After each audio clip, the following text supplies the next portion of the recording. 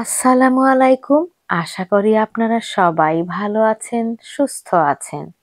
ঈদ এলো আবার চলে গেল। আপনাদের সবার ঈদ আশা রাখছি ভালোই কেটেছে। কুরবানি দেয়াই সবার মূল উদ্দেশ্য। এজন্য সাজুগুজু কেউই এতটা করে না। রান্না বান্না নিয়েই বেশিরভাগ সময় চলে যায়। তো আমার ওই দিনের ভিডিওটা আজকে আবার শেয়ার করছি।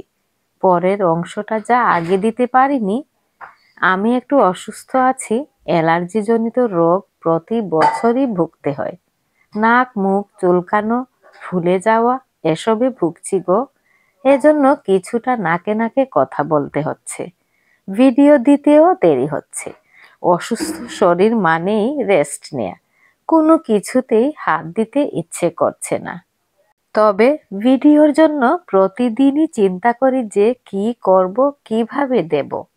নোজ ব্লকড থাকার কারণে ভিডিও থাকা সত্ত্বেও আপলোড করতে পারিনি। এটা হচ্ছে ঈদের পরের দিন সকালের নাস্তার আয়োজন। সবাই তো ঈদের পরের দিন পিঠা চিড়া দিয়েই নাস্তাটা করেন, তাই না? ঈদের 3 দিন ভালো মন্দ খাওয়াই যায়, কি বলেন?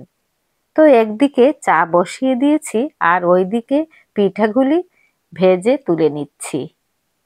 আজকে ভাবছি ডালাতে করে সবগুলি একই সাথেই রেখে দেব, তাহলে বেশি বাসনপত্র ধুতে হবে না।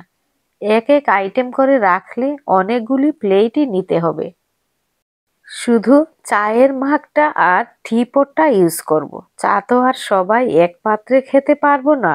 তো গরম গরম চা ঢেলে নিচ্ছি, এরপরে মুচমুচে সমোসা পিঠা খাবো। আপনাদের খাওয়াতে পারছি না, এজন্য অনেক অনেক দুঃখিত। এই যে দেখুন, বিয়ে বাড়ির মতো ডালাটা সাজিয়ে নিয়েছি। তো আজ এ পর্যন্তই। ভিডিওর কোন অংশ যদি এতটুকু ভালো লেগে থাকে, প্লিজ লাইক শেয়ার এবং সাবস্ক্রাইব করবেন। আপনারা সবাই ভালো থাকবেন, হাসি মজায় থাকবেন আর নিরাপদে থাকবেন। আল্লাহ হাফেজ।